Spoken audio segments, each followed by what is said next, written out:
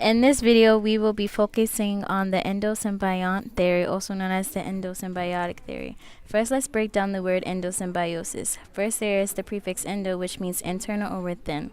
Then there is symbiosis, which is defined as the interaction between two different organisms living in close physical association, typically to the advantage of both. From these definitions, we can conclude the serial endosymbiosis theory involves the engulfing of one organism inside another, and then after a while, another organism was also engulfed and they maintained a mutual beneficial relationship. Well, this is exactly what occurred with an ancient prokaryotic cell and two prokaryotes currently known as mitochondria and chloroplasts.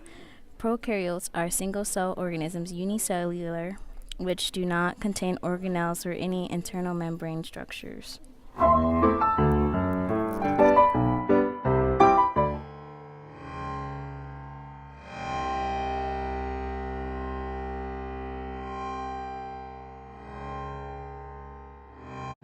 The mitochondrion undergoes a metabolic process called cellular respiration.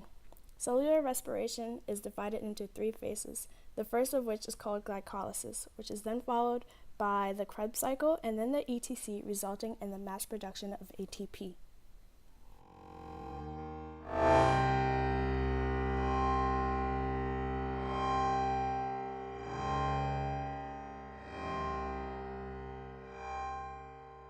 The larger prokaryotic cell engulfs the mitochondrion by endocytosis, but it does not digest it. The mitochondrion remains in the host cell, which can be classified as a eukaryotic because the cell contains a membrane-bound organelle. This relates to the endosymbiotic theory because the mitochondrion was within the cell, where it was a mutual beneficial relationship where the mitochondrion has more protection due to being inside a larger cell, and a larger cell benefits due to mitochondrion's ability to make ATP. Also, mitochondria is found in all eukaryotes, so this supports the theory that mitochondria were engulfed first. Mitochondria reproduce by binary fusion, which is a prokaryotic process, and from this it can be concluded that these organelles were once prokaryotic cells themselves.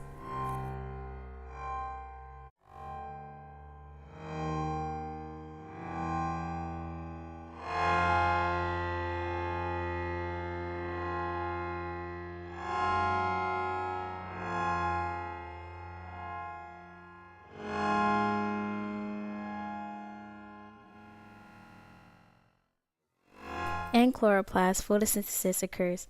Photosynthesis is when light energy is absorbed by chlorophyll, a green substance found in chloroplasts in some plants and algae.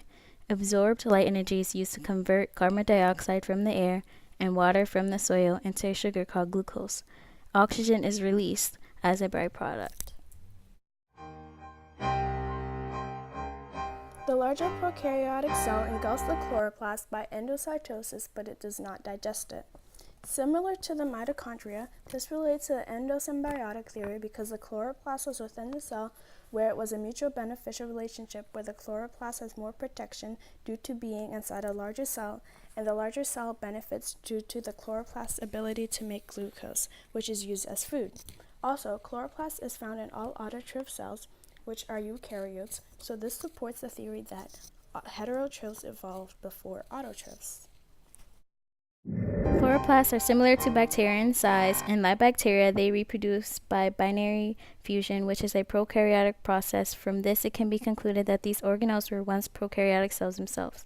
Most important, both mitochondria and chloroplasts contain their own DNA, which encodes proteins and RNA such as ribosomes.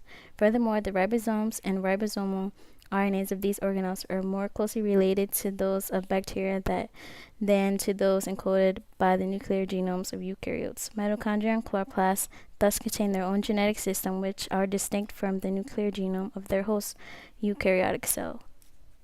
Not all cells containing mitochondria engulf chloroplasts, so that is why plant cells and other autotrophs have both mitochondria and chloroplasts, while heterotrophs only have mitochondria.